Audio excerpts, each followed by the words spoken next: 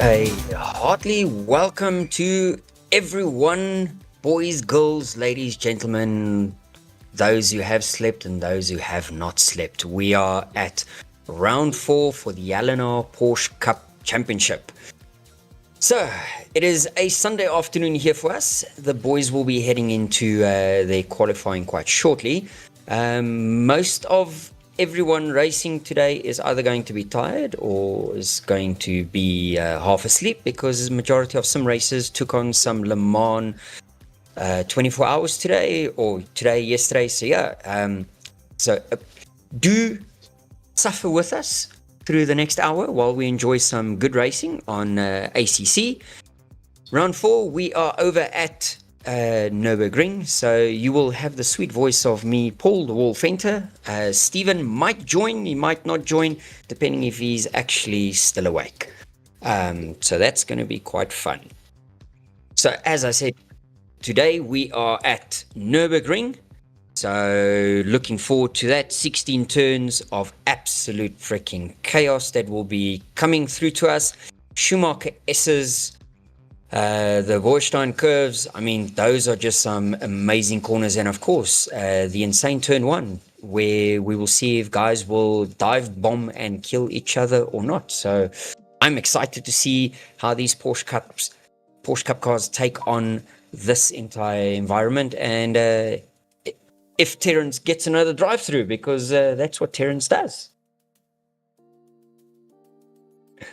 Okay, let's have a look. After 4 rounds, we currently have the positions as follows. Brandon Kruger is on 100 points.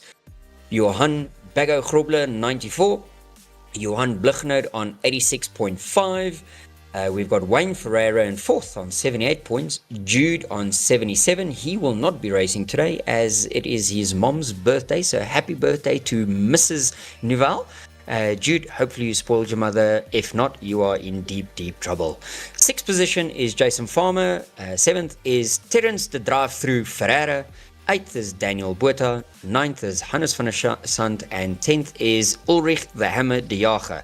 I don't know if he has packed the hammer in, if he will actually arrive for today's race. As I say, some of these boys are extremely tired, and some of them might not be up to task to take on 2 sprint races in a Porsche Cup that has no aids.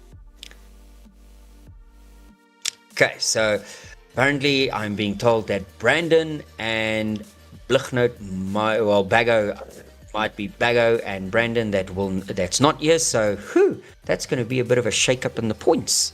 That could be very, very interesting, especially for Blichnout that's sitting in P3. So that is going to be cool. So as we said, round 4 of 5. Race 1 is a quick 20-minute dash start to finish. So there's no time to waste to get into the positions you want to. Then we reset it all and we go again for 25 minutes. And of course, at the end of this entire series, there will be a cool custom-made trophy from our dearest friends there over in George with Johan VDV. He will make something nice and customizable, and we will send it off to you, and you will have something to put in that trophy case that makes you look like an absolute fantastic racing driver. And you'll have proof that you have been crowned a champion that is supported by Motorsport South Africa. Let me grab my beer here. Here we go into qualifying. So let's have a look. Who have we got where? So as we jump immediately into things here, we've got Rob van der Heever in his GSRT Cup car sitting in P6, but he probably is still needing to put in a flying lap. Proper flying lap, because 7 seconds off the pace might not be the lap he wants to put down with 4 minutes left in quali. We got Terence that is in P1. That is quite surprising. Then we've got Jason Farmer P2, 1.3 seconds off the pace. I think Jason might not have found 5th or 6th gear there. Mr. Gutierrez in P3. Then we got Brewers in P4, and Ulrich the Hammer is here and alive. And where did he go now? He jumps up to P4. As I thought I'm busy losing my own marbles there. All right, so Ulrich up to 4th place. Then we've got Lucas Hubert that still needs to set a time. We got Wayne Ferreira in P9. Johan Blichnout, and then Henry Platt that has sneaked in here just before things get going. So we got two ominous gaming drivers on track, with Terence currently on board with Terence for that currently provisional pole position with 3 minutes to go. I mean, this would be the time to do it where he will not be able to get a drive through. We hope he survives 25 minutes or 20 minutes and not getting 3 track cuts. That would be a celebration on its own. But of course, let's see. Wayne goes into P2. Oh my word, we're going to have the battle of the Ferraras again today. Wayne's 0.3 behind Terence, so that could shake things up. Again, rookie brother is chasing around the veteran brother. Wayne currently has the bragging rights of being P4 in the championship over Terence. Terence lagging down at the bottom half of the grid when it comes to the points. So Terence definitely has a point to prove over his brother. Then we got Wynand Brewers here sitting in P4. Put in a nice lap to only be 1.7 off the pace. So that is definitely going to be, for him, that'll be quite something, as he has definitely shown some improvement over the season from when he started out at round 1 to now. So let's see how he goes. I know he's probably one of the guys with the most bad luck throughout the championship, always involved in those first lap incidents or in the second or third lap where he just randomly gets taken out by someone. So yeah, I mean, let's hope that Wynand has done some voodoo dancing there and has some good luck on his side. As we see, Ulrich has dropped to 5. Oh, Brewers goes to P3 with that only 1 second behind Terence. That is a lap. Henry Platt has put in his first, we'll call it a flying lap, but he's put in his first timed lap, and he's 2.2 seconds off the pace, but he's most probably still warming up that cup car for the OG racing team. Blichnout has only gone out of the pits now, so let's see what kind of lap time he puts down. Dubat is struggling a bit there in P10, 7.5 seconds off the pace, with Rob van der Heever in 9th, almost 5 seconds off the pace. So those two GSRT boys definitely need to ask Farmer for his setup or something. I don't know. They're quite far off of their teammate that is sitting in P4 at the moment. That's not normal. Terence gets knocked off of P1 with 44 seconds to go. Wayne takes provisional pole position. Oh my word, that would be a shocker of note if that is what transpires here. So Wayne P1, Terence is P2. Brewers is still sitting in P3, but he's elected to go back to the pits, so he's not going to improve on his lap time. Platt showing us what it's like drifting it through the S's there. My word, let's see what he puts down. He normally is one of the top running guys, so in my mind I would have that he would be in the top 3. So let's see what he puts down. He goes into P3, 0.8 behind Wayne. I mean, that's an interesting time then. The only one in theory in my mind that would have the capabilities of grabbing a pole position would be Blichnout, sitting in 11th, that has not set a lap time as of yet. So this could get interesting. Jason has come through and he's sneaked into P3, 0.6 off of Wayne in pole position. Yeah, we looking at Wayne currently still on a lap. There was a brief moment of a yellow flag, but he's got the older brother behind him that's shadowing him. That might be some strategic workings there from Terence, following his boot around, and apparently Wayne is 5/10 up. Oh my word, this is going to be boys, we are getting drunk on a Sunday afternoon if Wayne takes pole position here today.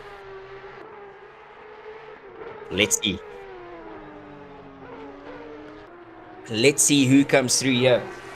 Terence is also up on his lap time. Will his be enough? So let's see. Wayne does a 58.2, so he's gone about half a second quicker. Terence goes across, did not improve enough. He's still just under 2/10 off of his brother. So the only one in my mind, well, you got Platt still on a lap, and you got Blichnout coming through. So will the apparently Platt has invalidated his lap. There you go, he's returned to pit. So the last one out. Is Blichnout going to steal the party away from the Ferreira brothers? Oh my word, this is going to be interesting. I'm holding my breath. Oh, he goes through that chicane, very nice. neat and tidy final corner. Does he keep it nice and tight? He does what is required of him. Powers out. Hold your breath. This is... Wow. We are getting drunk, ladies and gentlemen. Wayne has stolen pole position, but the margin is insane. I think I quickly saw there that was 0.080. I mean, that is... Blichnout puts it in P2. Wayne is celebrating, partying in P1.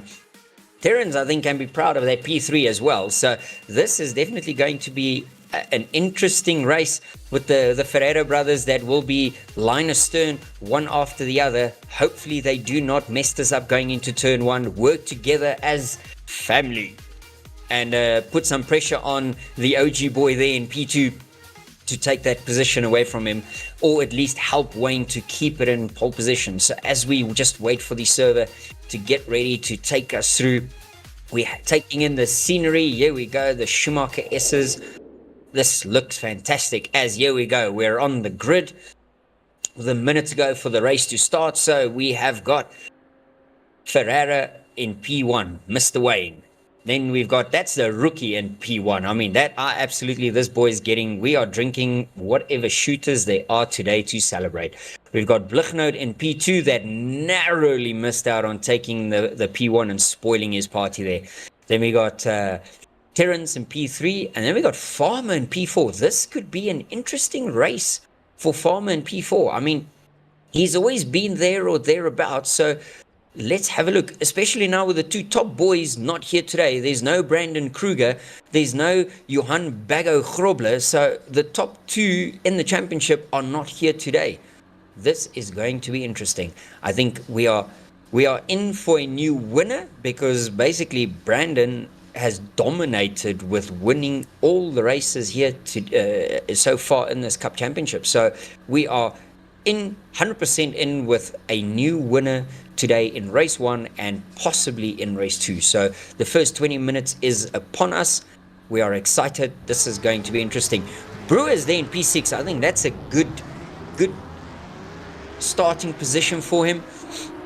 He's got Platt on his left side, so let's see how this goes for these boys as they are busy preparing to line up to get to the start and finish line so that we can get this race on the way. This is going to be a very quick one. We're gonna blink, have a sip of beer, and the race will be done. That's basically how quick this is going to go. So the boys are lining up, getting ready. I'm excited, I'm nervous. Turn 1, will there be chaos? I hope not. We're getting ready. Wayne was quite far ahead, but did not affect him, so Wayne's seemingly in P1. He's got a whole shot of a move there, keeping tight to the inside. Terrence went for the dive. He almost takes his brother out. Blichnout saw that coming. Blichnout has a spin that hands P2 to Terrence. Things are getting spicy already. Everyone else seems to have made it through turn 1 and turn 2 without any spinning and hitting and crying and crawling. There's a dive up the inside there. Boys pushing each other wide. That is Platt in P4. So Farmer being duffed up. He's dropped way down the order. He's even behind Brewers now. So that's taken him far back. Vian taking the outside line. That's a very high risk move. Will he dive the inside? No, he does not. He just falls in behind Farmer. Farmer's got lots of work to do here. He's gone from P4. He's dropped all the way down to P, what's it? 1, 2, 3, 4, 5, 6, 7. Wayne in the front there, he's got a nice little gap. Terrence is playing the brotherly game here. Whoa, boys are running wide. The tires are still cold. Tires are not up to temp yet. Wayne is running away. Terrence is playing Mr. Blocker. Boys, remember, this is not the LNR Tuesday Race of Nations where there's no rules and the Oaks are allowed to block each other. You are supposed to race clean and fair. So let's hope there's not some shenanigans going on there at the front end. But Terrence is holding his own. Blichnout is all over him. We got Vian and Fasaki fighting it out here. Boys are going side by side. Terrence holding that line. He's squeezing Blichnout. Oof, that was slightly bit questionable there from Terrence. Multiple moves there. coming to the chicane. Let's get them lined up for turn 1. Let's see what these boys do. Blichnout powers out of the corner. Terrence better, let's see if Terrence will move over for the inside to block off the inside line. I'm holding my breath. I'm scared. Blichnout is a demon on the brakes. Will he be going for a Terrence? Will he make the corner? He makes the corner. Look at that mid-corner speed there from Blichnout, but he can't go anywhere. He's got a face full of a cup car ahead of him. And then you've got his teammate Henry Platt there in the background. Mr. Platt coming through as well. Hopefully there's a spinner. I saw there's a spinner in the background. It's car number 19. So Gutierrez has had a spin. He is going again. Let's have a look and see. So Platt's coming. Blichnout's having a look. That's just trying to distract Terrence from his P2 there to try and get him off of his brake marker there so he can make him run wide. But Terrence is much wiser to that and is holding his own. In the meantime, Wayne is almost 2 seconds ahead and we have got 17 minutes left in the race. This is going to be interesting. Terrence runs wide into the hairpin. Hands P2 to Blichnout. That's not what Wayne wanted to see. He wanted to maybe get another lap out of this to pull some more time. Blichnout instantly, you can see, is starting to just pull away from Terrence. Now the question will be, will Terrence be able to run with Blichnout all the way up to his brother so that they have a three-way fight for that first place? We've got Wayne in P1, Blichnout P2, Terrence P3, Henry Platt P4, and then we've got Brewers in P5. That's a fantastic position. He's got Farmer that is about a second behind him. Then you've got Vian Versace, then Ulrich the Hammer de Jager. Then you got Rob van der Heever, Hubert, and then Gutierrez. Hey, as they come through the chicane, the S's, Blichnout is got about a half-second gap over Terrence already. So let's see how this now starts to play out. So Wayne has got a 2-second gap. So let's see what it is as they cross the line. It's 1.9999, basically 2 seconds that he now needs to try and keep ahead. Terrence has dropped down to 0.8. Ulrich has decided to go farming. Let's have a look here. Who's ahead of him now? That is Versace. And is that Hubert? That looks like Hubert. Ulrich might have hit the wall or something. Oh, Rob's had a bit of a spin there. Let's see. Rob is going again. The boys are spreading out a little bit here. That Griffin car with that fire on there, those Phoenix fire, that looks absolutely fantastic to see there. So if we keeping an eye on all of the gaps here to see what happens. So Wayne, seemingly the gap is still sitting at 1.9 seconds. Let's see. It's up to 2.4 seconds. So Wayne is holding his own here against Blichnout. Terrence is sadly falling off 1.1 seconds. Platt is only 0.8 behind Terrence. Brewers in P4 is about to get a face full of Farmer in his rear view mirror. Farmer's only half a second behind him. Farmer needs to get back to P4. This is recovery mode right now for him. Wynand finally has gone through lap 1, almost completes lap 2 without having any incidents. That has to be a relief for him. Whoa, he's had a bad exit there because he's got Farmer's right up his back end now. Will Farmer have a look? Farmer's going wide. Will he? That he might not be close enough. That would be a very risky move up there. No, he's going to stick with him there. Keep it nice and close. Wynand holding it steady there. He's definitely in with a fight here for this P5 position. If he can just keep things going. I see if Wayne has pulled another half second. So he's up to 2.5 seconds over Blichnout. Terrence is keeping steady at about 1.2 seconds. Platt is 1 second behind him. Then there are 5 seconds back to Brewers and Farmer here having a fight. Farmer only 3 seconds with Brewers running wide. Oh no, there's been a spinner in the background. Mr. Gutierrez again out of the final corner has a spin. Ulrich is now having a look. Is he going for the move down the inside on Vian? No, he thinks twice about that. Ulrich getting ready.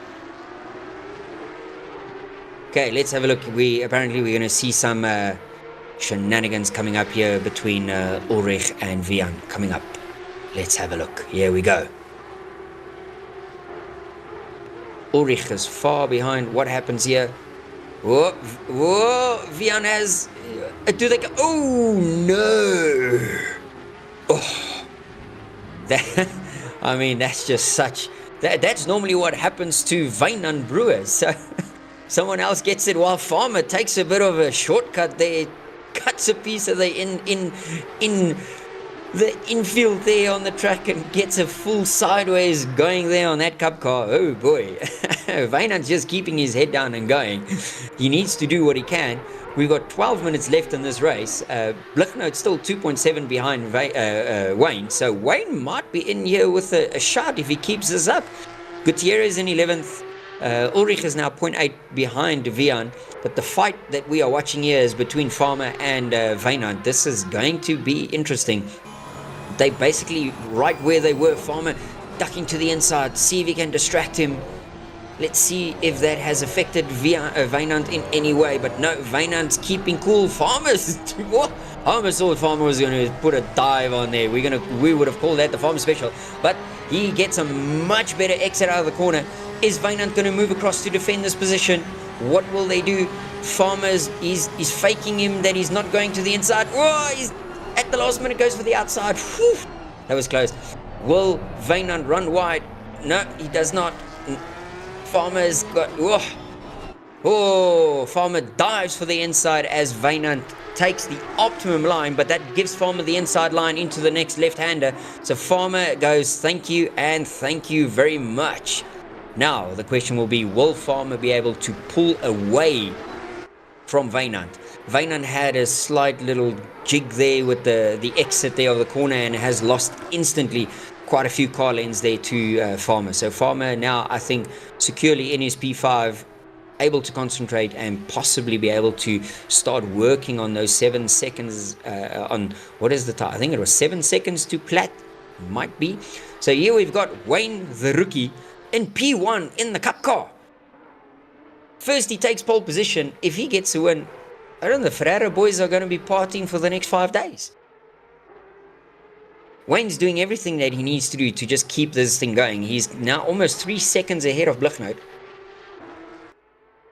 So he's keeping a cool and calm head about himself here, sitting in P1, which I don't know if Wayne has really been in this position before to be able to be fighting it out here for first place. So Wayne just needs to hit his marks, keep it together, don't get the track cuts, don't get the drive-throughs.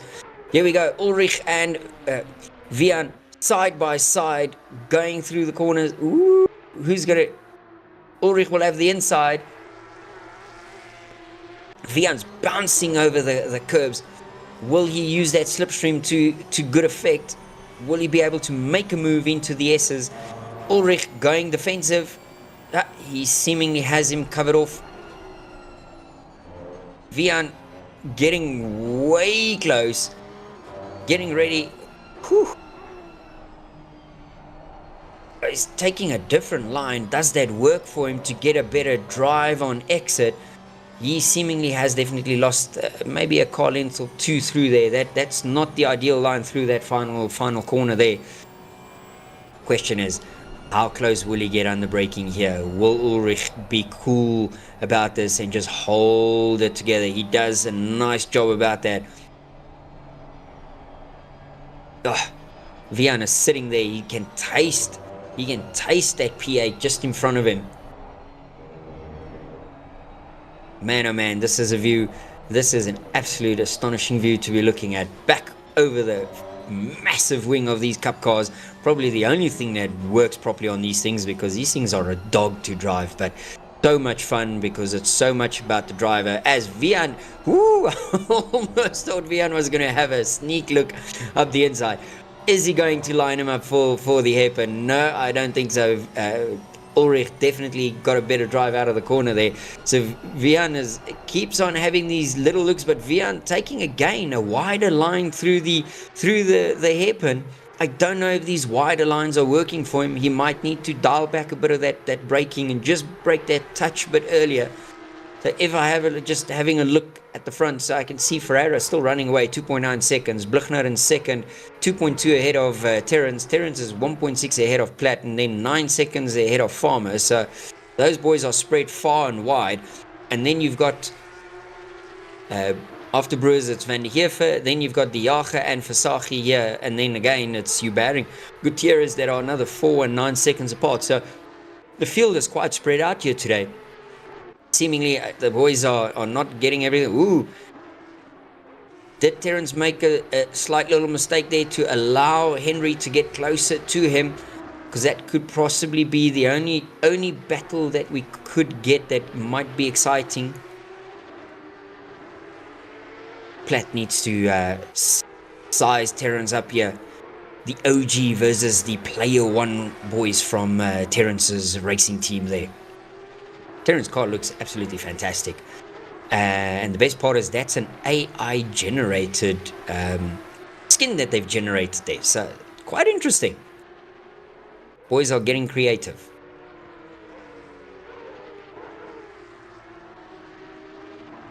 I have no idea what the HPV on the side of the car stands for, but nonetheless, here we go.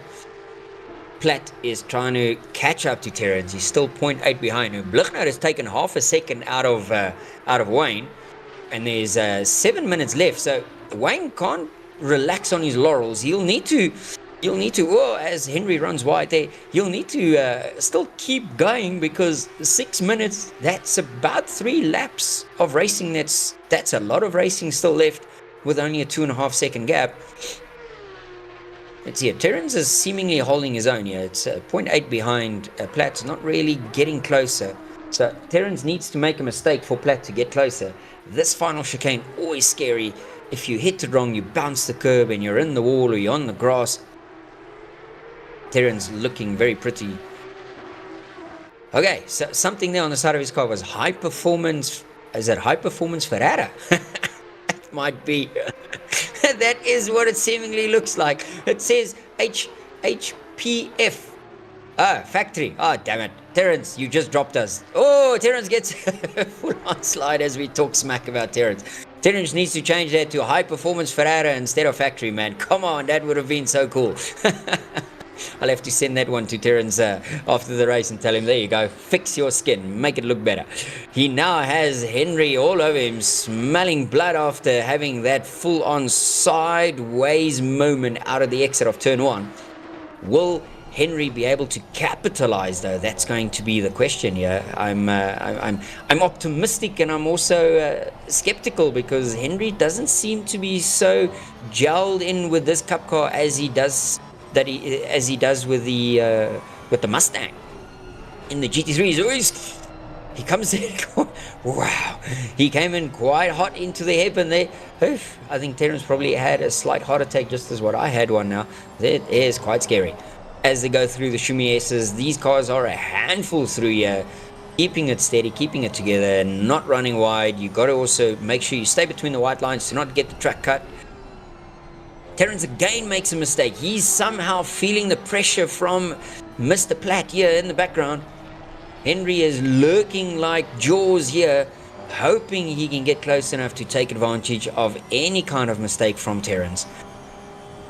I'm looking up ahead, just I can briefly see the cars there. The gap again has come down 2.1, so Bluchner's taking about 0.3 out of Wayne, but I don't think if he's taking that much, if it's going to be enough. Let's see when they cross the finish line what that gap is going to look like.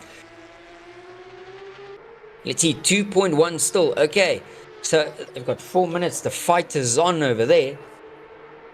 Henry is 0.6 behind Terrence. Oh, we've got a guest commentator here.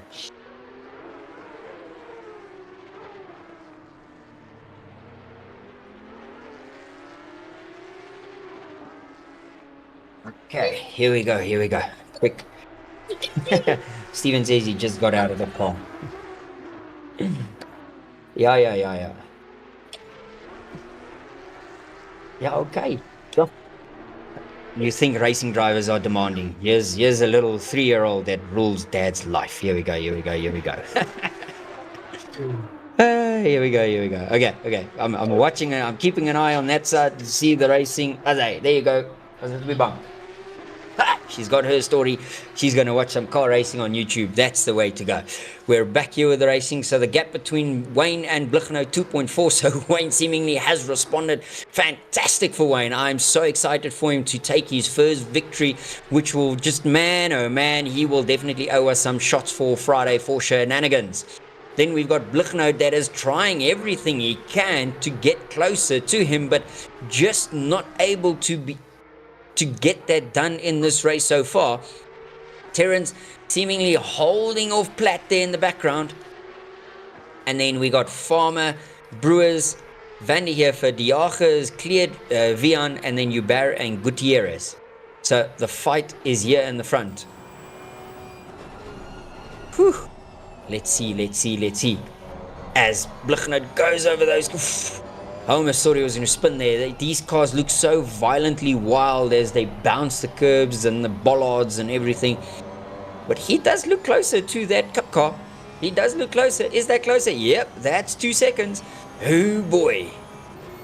So we are going to squeeze 2 laps out of this one. So he's going to have to put in a masterful drive here.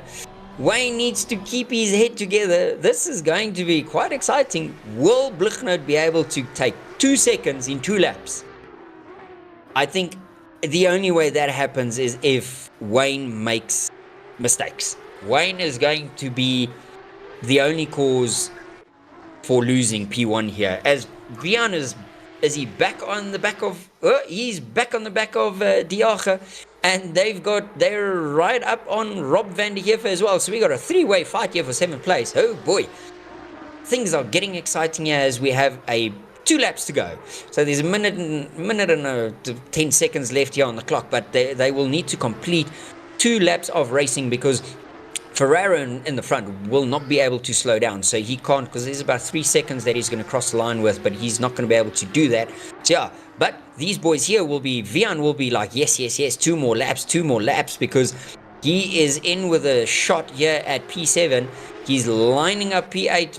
Ulrich, the Hammer, the Jager. What has the Hammer got in store for us here today? Woo, Vian is having a look. Oof, almost puts in a dive right there. Ulrich's got his handful, that whole front end. And Vian's pushing him. Ulrich made a mistake. Vian's got the ends. Oh no, what the? That is not the way to do that, boys. Okay. That is going to be some words after the race. The Hammer just put the hammer down, and that was not the way to do it. As we head on down for the final lap with 10 seconds left on the clock. He crosses the line. And, well, he crosses the line with 7 seconds. So, Wayne, you got 2.1 seconds gap over Blichno. Bring this home for the last 2 minutes and you will have your first race win under your belt on ACC. As a rookie driver, I am super excited for that. I don't even think Terrence has gotten wins in quite a while. So I think Wayne's going to use this as bragging rights over poor Terrence. Again, this is going to help Wayne's championship in P4. He will be taking a few points out of Blichno in P3, with Blichno finishing in P2. But Blichno, to him, all importantly, is he's taking points out of the top 2. So this is going to be interesting. Oh, man. This is so cool. Let's see Wayne coming through the chicane, the hairpin, for the final time in this race. Keeping it calm, collected, not giving an inch to Blichno. The gap's remaining at 2.2 seconds, so Wayne's doing what racing drivers should do, on the limit right to the end. He's not backing off of it, hitting those marks every single lap, taking the corners on the way he should. And he's just focusing on getting this thing to the finish line. Blichno is probably trying to do what he can, but I think he might be settling there in for that P2, because there's not much he would be able to do at this moment unless Wayne really has a brain fart and drops it on the grass. Wayne seemingly has this sealed and is about to send it home with a smile.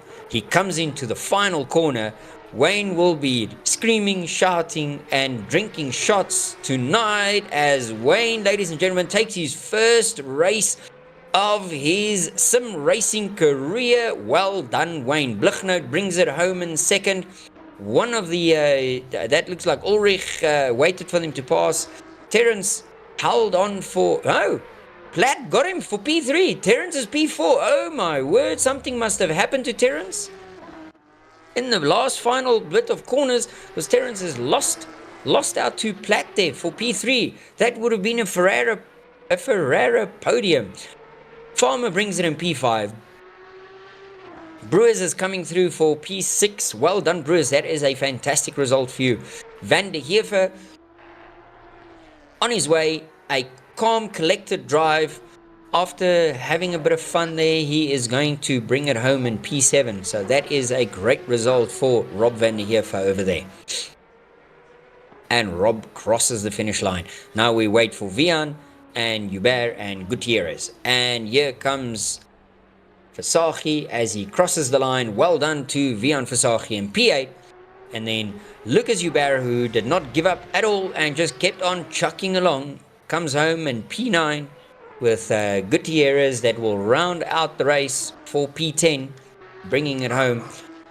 And that is fantastic. So well done. As we get confirmation there, Wayne wins the race first time. Woohoo! Blichnout P2 and a surprisingly Henry Platt in P3. And I think we might have our other guest driver or guest commentator that has arrived after he has done his whole 24 hours of Le Mans. So welcome, Stephen.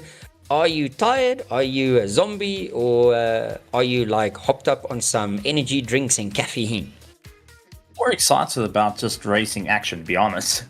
And looking forward to everything moving forward. Still getting over the racing that's been had across the waters, but more interested in the racing that we have local here in South Africa. Yeah, so you've just missed quite a... here we go. So they're going to give us a quick what happened there on the final lap with Platt and Ferrara, because seemingly Ferrara gave his P3 up. So let's see what happens. Oh boy, just waiting for all the screens here to work together.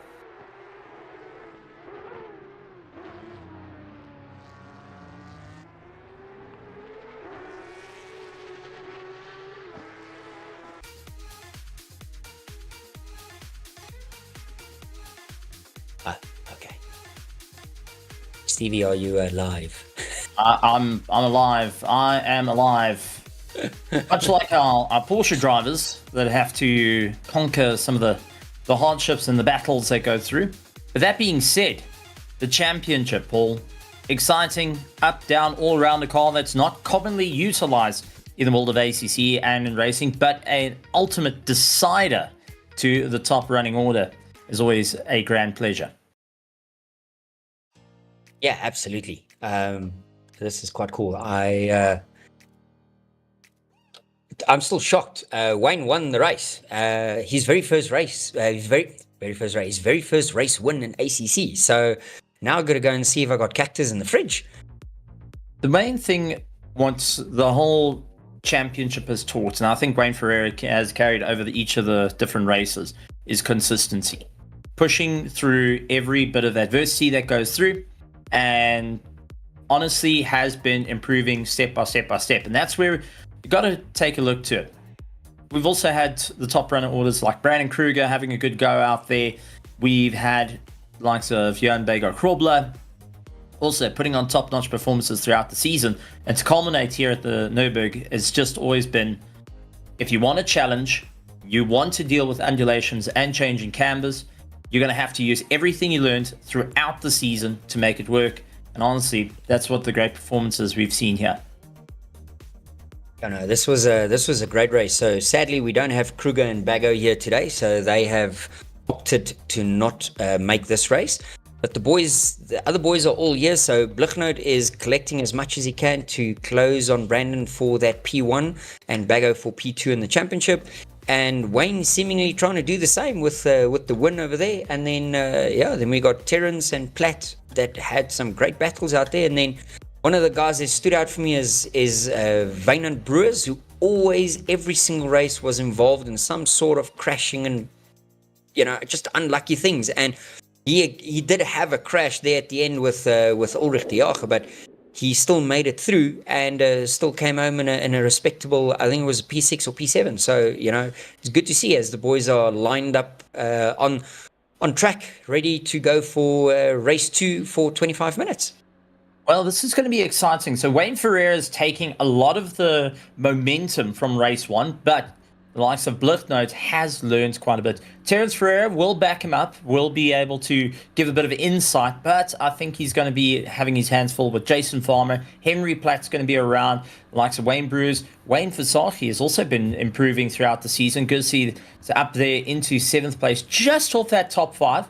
I know that he's been pushing harder and harder and harder to move forward. Ulrich de Jager been bouncing around with multiple different cars. Comes back to the Porsche Cup saying it's been actually quite a fun car and rejuvenated a lot of their excitement to be in a car that teaches you the fundamentals of racing.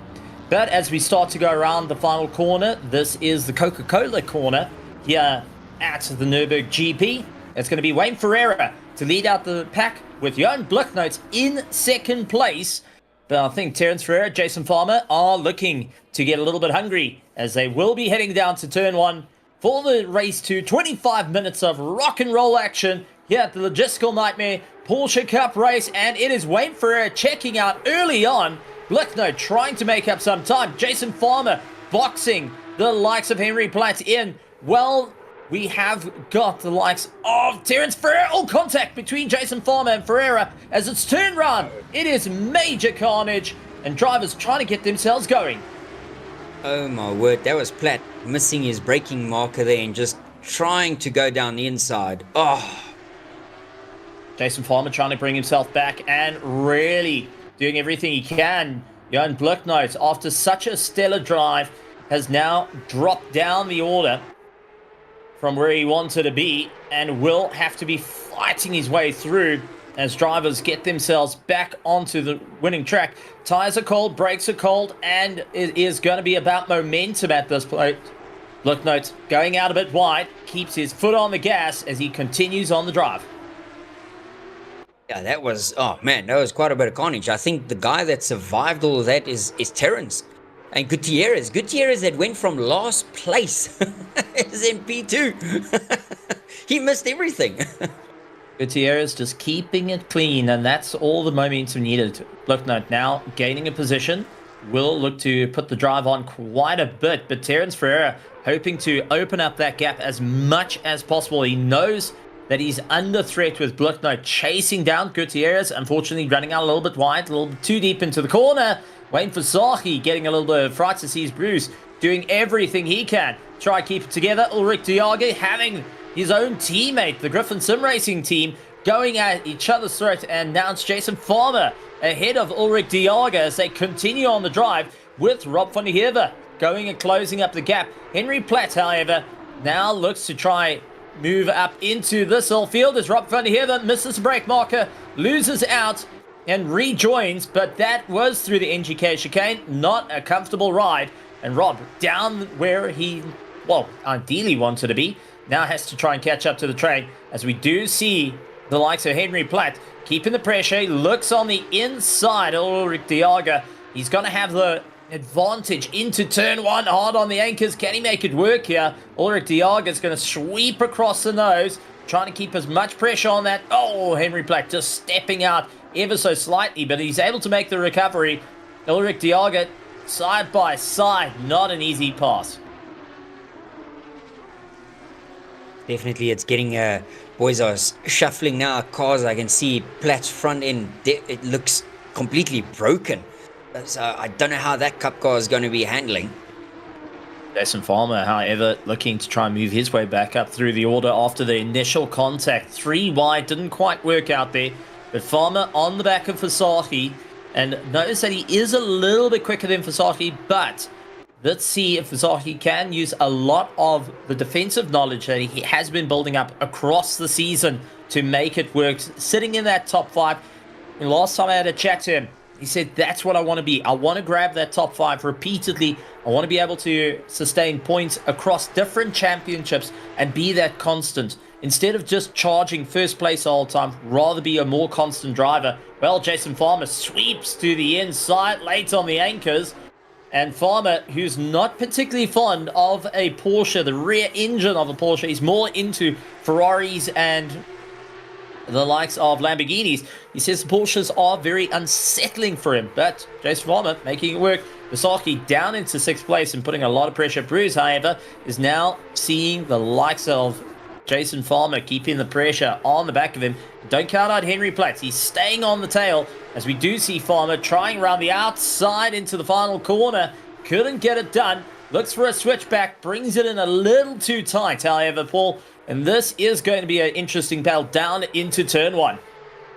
Nerves. Who's got the genius of the late braking here? Who's going to be brave? Well, it's going to be Farmer with the advantage. Can he carry it over? Sweeps across the nose. And immediately, Bruce trying to go for the cutback. Couldn't do it. Henry Platt, however, goes for the attack on the likes of Fasahi. He's not backing down.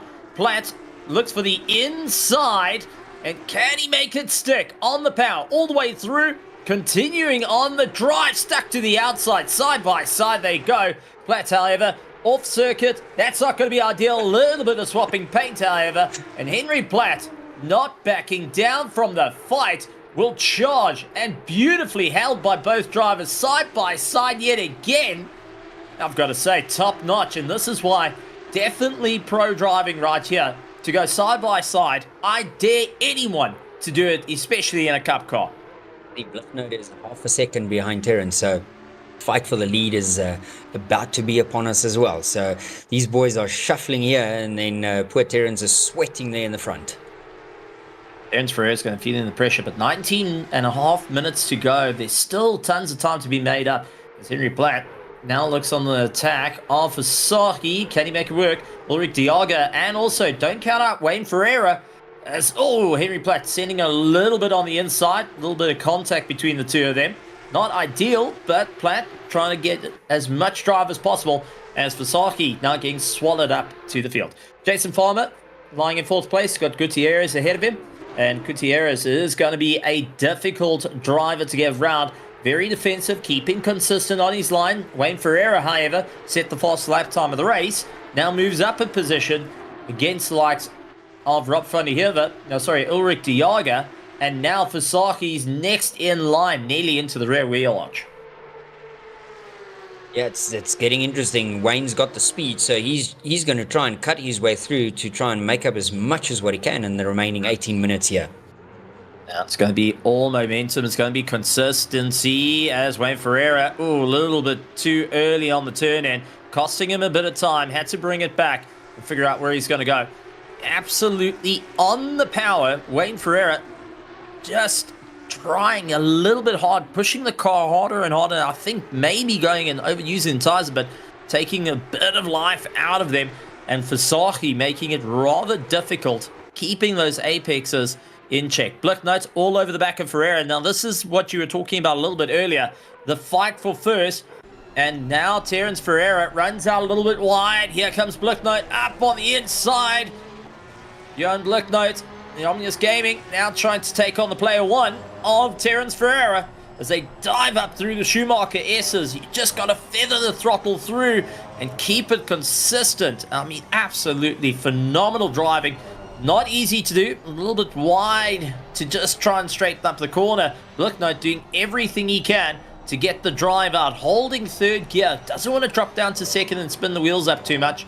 He wants to rather keep it low revs, keep it consistent, and utilize the gearbox more as a makeshift traction control. If you don't have the revs, you don't get the power, it's slower to feed in, and that means you're not going to have the rear as lively underneath you.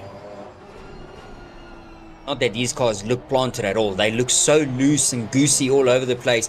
Every time they're exiting and bouncing curbs, I just wait for these guys to spin out.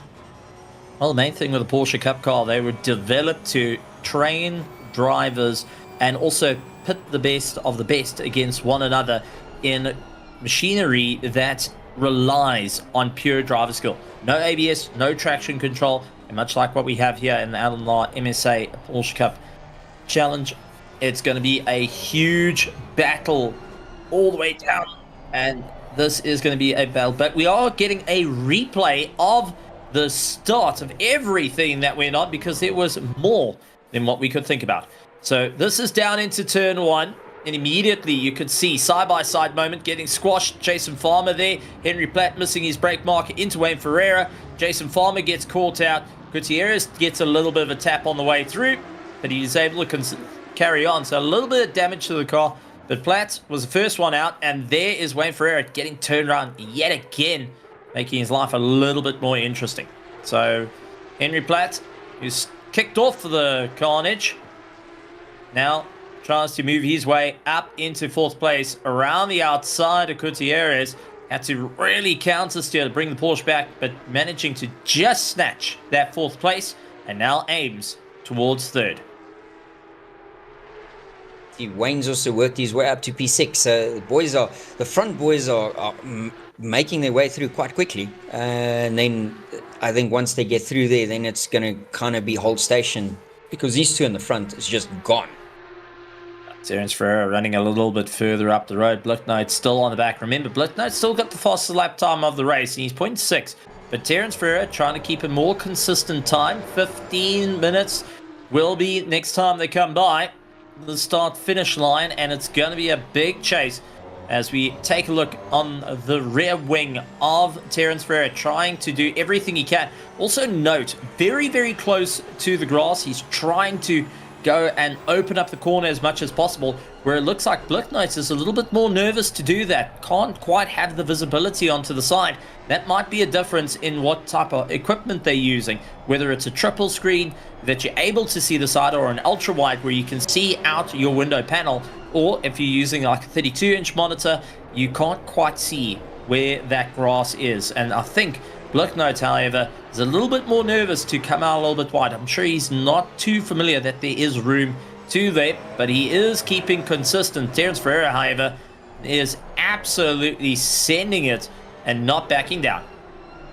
He's using all the track and more. His coach, Essa, will be quite happy to know that Terence is using all the track and a little bit more to make sure his lap times are respectable. It's going to be all the main pace. Blicknote still keeping up a solid bit of pressure. Look towards the inside, through the hairpin, couldn't quite get it done.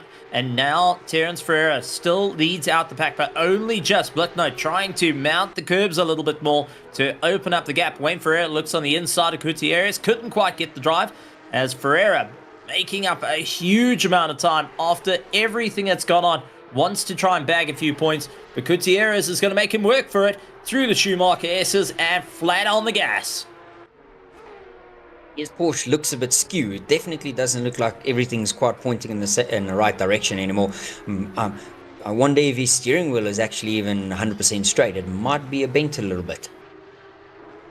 It's all gonna be a charge down the line. Wayne Ferreira now in the tow. Ooh, a little bit of bump draft heading in to the right-hander. Just a slight nudge there. Just double-checking, making sure the exhaust is pointing straight. But Blicknote takes the lead of the race away from Terence Ferreira and holds a very, very tight line into turn 1. Goes to the middle of the circuit. All looking rather clean. If he can just keep it close to the apex on the drive. Terence Ferreira doing everything he can. Terence Ferreira is actually used to going on slow cars, as we do have. That's Gutierrez missing out, coming out of Coca-Cola corner, and drops down the order like a lead rock in a swimming pool. Blicknote now standing on the gas, hoping he can stand a little bit more above the order. Going to be a tough time, however. Terence Ferreira making him work for it. Paul, when you get to this stage of the race, I've got to ask, 12 minutes to go, you've been frantically fighting it out. None of these cars are sporting no damage on them. They each have their own battle scars. They're taking away some of that aero pressure. What's going to be going through the minds of the drivers? I was just actually wondering, I wonder how the tires are going to hold up because of the damage. So will Terence, because I think Terence has probably got the least amount of damage between him and Blicknote. So I think if he can, just stick with Blichnout and hold off for the final 5 minutes and then push him, because then he would have hurt his tires to the point where Terrence should be able to take advantage. But the question will be is, will Terrence be able to keep up with Blichnout? And then again, how bad is the damage on Blichnout's car? How much is he having to overturn the steering wheel into each corner just to get that cup car to turn? So yeah, it's going to be an interesting next 5-6 minutes to see who's where and whose car's holding up the best. But yeah, at this point, I think you probably got to go for it as hard and fast as what you can. Bjorn Versace just keeping around the outside of Ulrich Diaga. Very well done there. Ulrich Diaga, not a novice to sim racing. Been around for quite some time, as we do see Henry Platt opens up the corner for likes of Wayne Ferreira.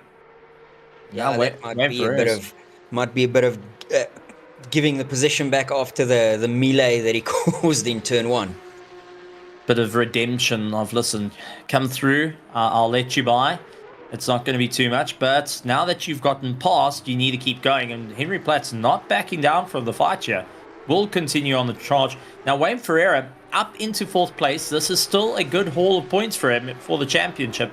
Needs to keep that in mind. Consistent is key all the way through to the end. I mean, he is only just about 6 seconds behind Farmer.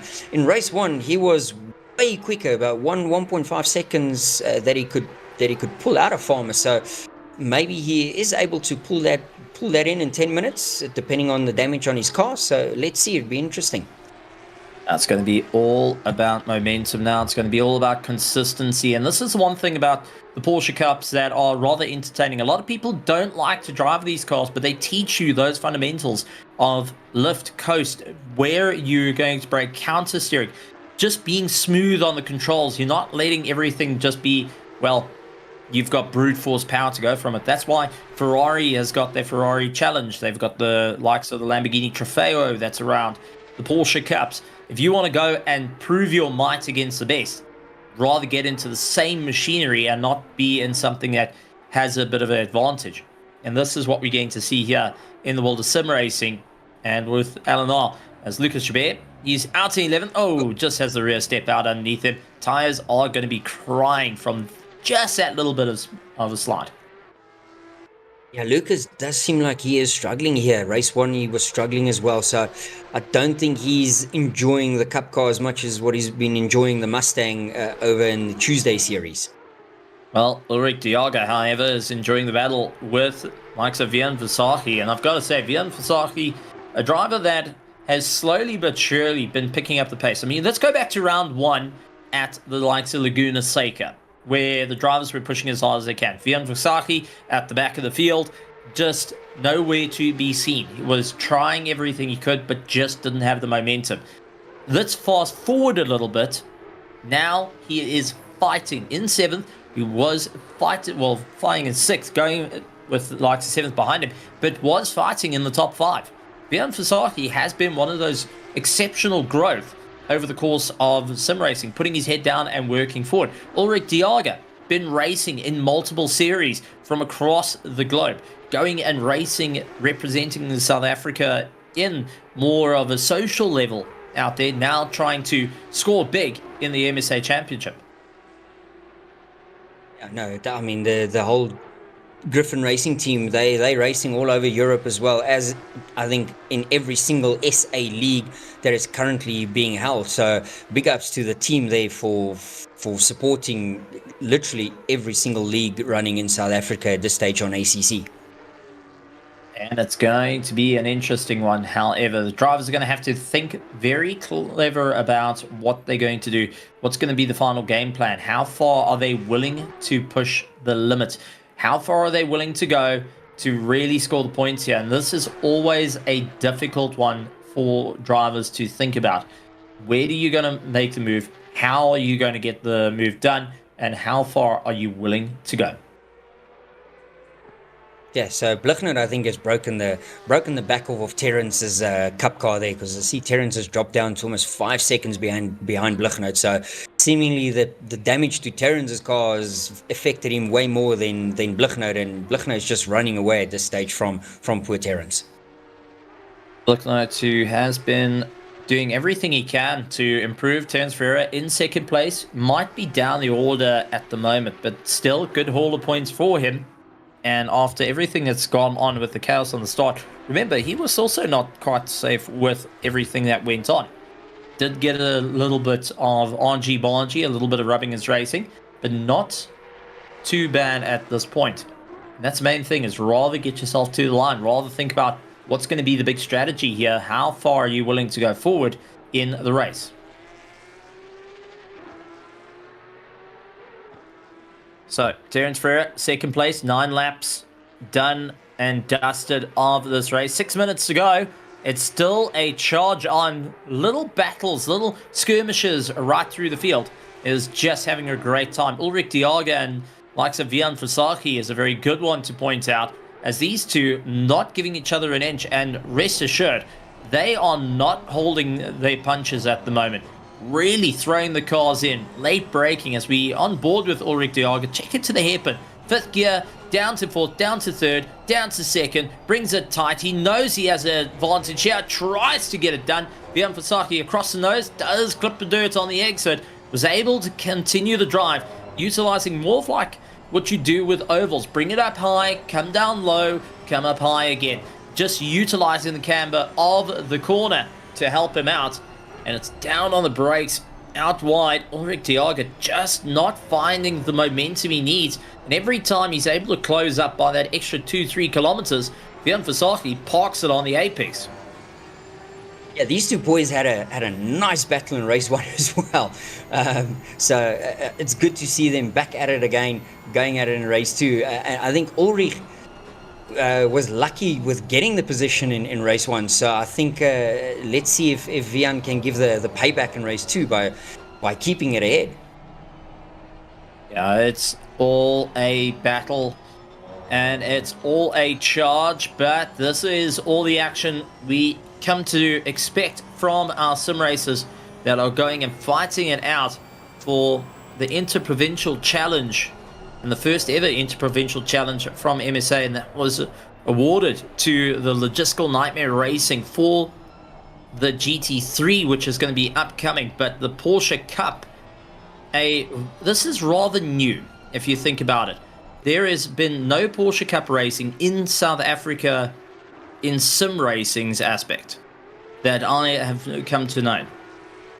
I think Fasaki goes off, and in the background, That's Rob van der. That's Rob van der. He does his in sympathy. He spins off track and hits the wall. Pushing a little too hard. Getting back to your question there, I don't think there has been a lot of the Porsche Cup racing been going on, especially not in a full championship spec. So yeah, it was something different to see, and glad to see that some of the boys have grabbed it and had some fun with it so far. Still great racing. However, the drivers need to push themselves out a little bit more as they continue on the drive. It's still going to be an all or nothing. Wayne Ferreira has not backed down. He's got Jason Farmer within his sights and possibly a foot to the podium. So, Wayne Ferreira looking for that 3rd place. Now needs to give it everything he's got. 2 more laps to go, however, and Ferreira has got it all to play for here. Big recovery on his part from first to last, and now with 3rd place in sight. Jason Farmer, however, is a driver that will make you earn it. He will make you fight for it. And Jason Farmer is not one to let go of a trophy anytime soon. Absolutely. Farmer's going to give it all the beans he has to fight for that P3. So this is going to be interesting to see how Wayne takes this challenge on from Farmer that's ahead of him, knowing that he only has like a lap and a half to get this done.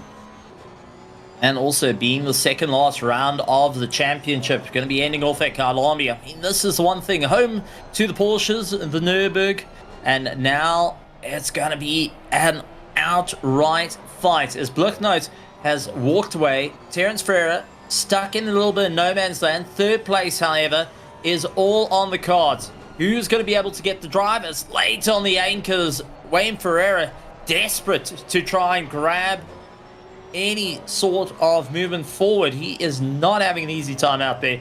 Continues to put on the drive and just not able to get the momentum required. He's going to have to do everything he can. I think it's going to be a dive coming up towards the NGK chicane further up. So Wayne Ferreira, giving it all he's got, will make his way behind the likes of Jason Farmer. It's going to be NGK chicane coming up as they go through the kink. It's going to be who's late on the brakes to make it work. Left, right, not able to do it, and just has to wait it out. Farmer, however, keeping it rather clean, keeps the drive. Wayne Ferreira gets a brilliant exit, but just not enough room for him to put his nose in. So, final lap, Wayne Ferreira holding on to fight for third. Jason Farmer, middle of the circuit, making him work for this. Now, Wayne Ferreira came into this round fourth in the championship. This would be a big run for him. But for Jason Farmer, who's sixth in the championship, it's a massive, massive charge down the way through to make it work. Blicknote, however, who's third, will be scoring a good bunch of points to fight for second and first. Now, I think quite possibly may be able to take away that second place from the likes of Jan Krobler as they continue on the charge. Wayne Ferreira, once again, looks towards the inside, moves back into the slipstream. And I got a funny feeling lining up for that hairpin, Paul. I also think he's going to line it up for the dive down here. So, down towards... close enough.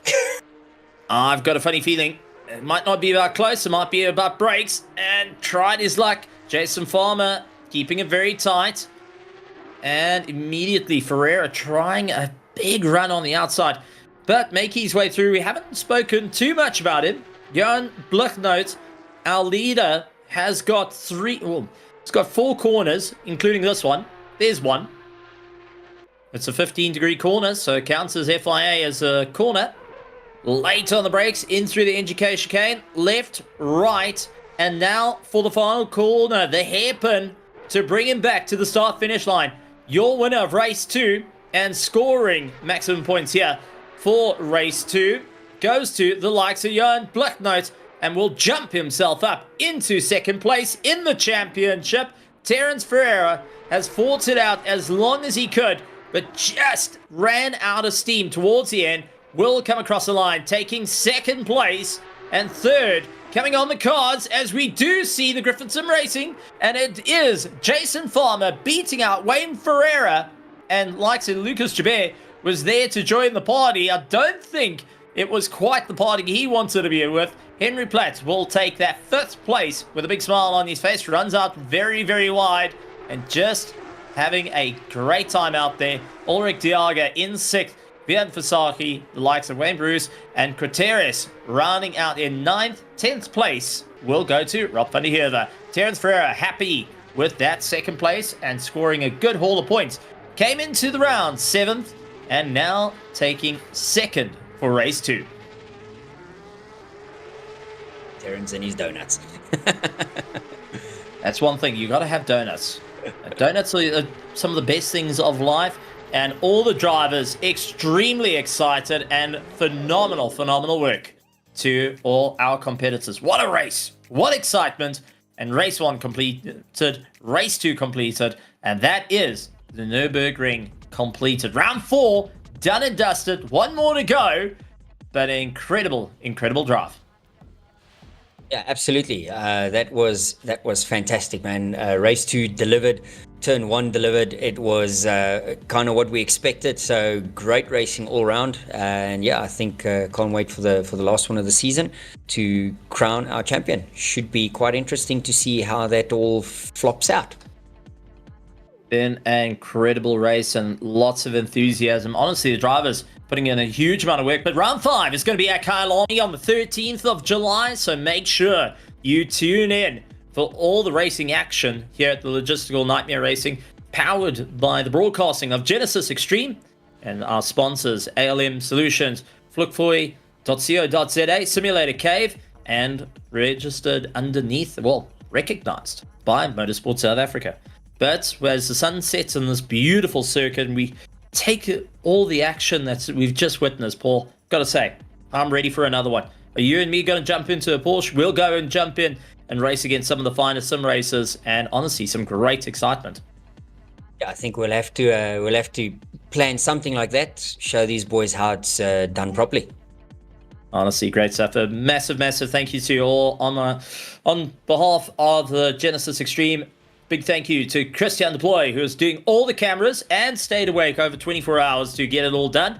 We got also Paul Fenter, your main voice in the box and the excitement through it all.